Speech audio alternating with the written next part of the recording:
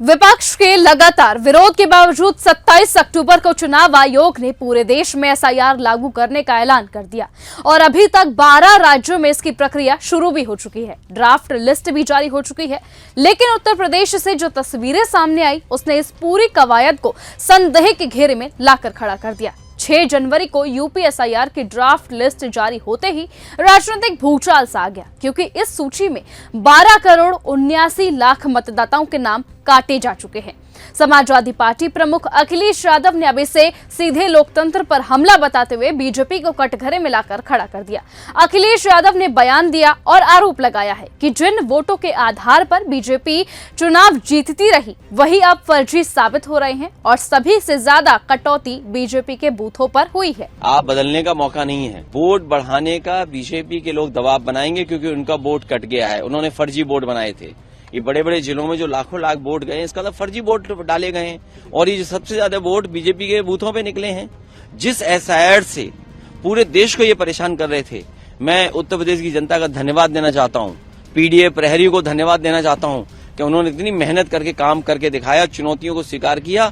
आज एसआईआर से बीजेपी परेशान है और इसीलिए गुपचुप बैठक कर रहे हैं। अगर इंडियन एक्सप्रेस की खबर है सूत्रों से, इसका मतलब है मुख्यमंत्री खुद निर्देश दे रहे हैं कि वोट बढ़ाओ। इन्होंने 1 करोड़ वोट अपना बढ़वाया है, 1 करोड़ वोट बढ़वाया है, क्योंकि 4 करोड़ उन्होंने कहा था कि 4 करोड़ वोट कट गए। ये सूचना किसने दी थी उन्हें?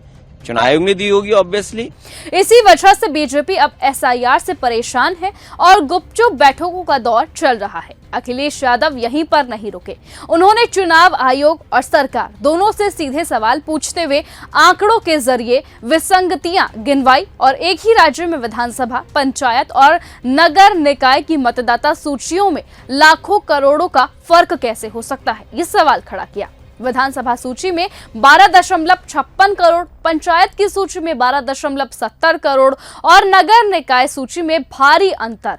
यहां तक कि अधिकतम सुधार मान लेने के बाद भी करीबन 3 करोड़ मतदाता आंकड़ों से गायब है। इसीलिए उन्होंने सीधा सवाल किया कि ये मतदाता गए कहां?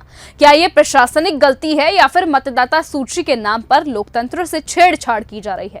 अखिलेश यादव यहीं पर भी नहीं रुके। उनका कहना है कि जिस एसआईआर के नाम पर जनता को परेशान किया गया, वही प्रक्रिया अब सत्ता पक्ष के लिए सिरदर्द बनती हुई दिख रही है और अब निगाहें बीजेपी के जवाब पर टिकी हैं, क्योंकि ये मामला सिर्फ यूपी का नहीं बल्कि देश की चुनावी प्रक्रिया की विश्वसनीयता से जुड़ा हुआ है।